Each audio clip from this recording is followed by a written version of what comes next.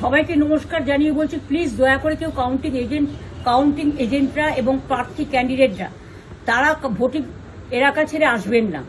Strong রুমে যেখানে counting হচ্ছে, মানে সেন্টারে, সেখান ছেড়ে কেউ আসবেন না।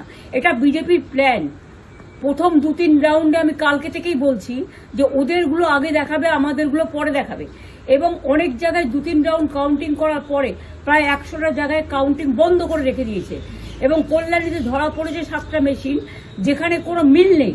এটা টোটাল ফোর্সফুলি সেন্ট্রাল ফোর্সকে দিয়ে চারিদিকে তৃণমূল কংগ্রেসের উপর অত্যাচার করছে, অফিস ভাঙছে, জোর করে দখল করছে। এসআইআর নামে আপনারা দেখেছেন ভোট লুট করেছে যাতে যে সিটগুলো জিততে পারে। কিন্তু এখনো এমন 70টা সিট আছে, 100টা সিট আছে যেগুলো আমরা এগিয়ে আছি, সেগুলো বলছে না। টোটালটাই মিথ্যে নিউজ খাওয়াচ্ছে। আগে ডিআইসিও এই খবরগুলো দিত, কিন্তু তাকে কালকে চেঞ্জ করে দেওয়া হয়েছে। টোটালটাই ইলেকশন কমিশন নিজের ইচ্ছে মতো খেলছে, এবং সাথে কেন্দ্রীয় বাহিনীকে নিয়ে। এবং আমাদের পুলিশরা টোটাল মাথা নত করে কেন্দ্রীয় বাহিনীর আন্ডারে কাজ করছে। সুতরাং আমি আমাদের কাউন্টিং এজেন্টদের, আমাদের সমস্ত পার্টির কর্মীদের বলবো, অত মন খারাপ করার কারণ নেই। আমি বলেছিলাম সূর্যাস্তের পরে আপনারা জিতবেন।